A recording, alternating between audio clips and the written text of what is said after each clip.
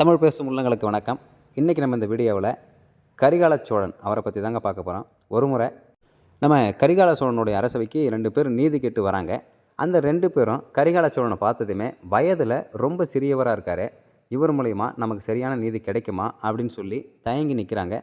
இதை பார்த்ததும் நம்ம கரிகால சோழனுக்கு புரிஞ்சு போகுது. உடனே இன்றைக்கி போயிட்டு நாளைக்கு வாங்க அப்படின்னு சொல்லி அனுப்பிச்சிடுறாருங்க. மறுநாள் அவங்க 2 பேரும் வந்து பார்க்குறாங்க. பார்க்கும்போது அங்கே கரிகால சோழனுக்கு பதிலாக தலைமுடியெல்லாம் நரைச்சி போய் வயசான ஒருத்தவர் அங்கே இருக்கிறாரு. அவர்கிட்ட இவங்களோட நீதியை கேட்குறாங்க. அவரும் சரியான தீர்ப்பு வழங்கிட்டு நீதி கேட்க வந்தவங்க முன்னாடியே தன்னோட வேஷத்தை கலைச்சி காட்டுறாருங்க. அங்கே வயசான ஆளுக்கு பதிலாக நம்ம கரிகால சோழன் நிற்கிறாரு. இதை பார்த்ததும் அந்த 2 பேருமே திகைச்சு போயிடுறாங்க. இந்த சின்ன வயசில் இவ்வளவு அறிவாகவும் செழுமையாகவும் இந்த சோழ நாட்டை ஆள்ற தகுதி ஒருத்தவனுக்கு தான் இருக்குது அப்படிங்கிற மாதிரி பூரிச்சு போகிறாங்க. இதை பற்றி தான் நம்ம வள்ளுவர் ஒரு குறளில் சொல்லியிருப்பார், உருவு கண்டு எல்லாமே வேணும் உருள் பெரும் தேருக்கு அச்சாணி உடைத்து அப்படின்னு. இதை பற்றி நம்ம பழமொழி 400ல் ஒரு கவிதை வந்திருக்கோம். கருவிலே திருவுடையார் கல்வி அறிவுடையார் அந்த பாடலுக்கு போவோம்.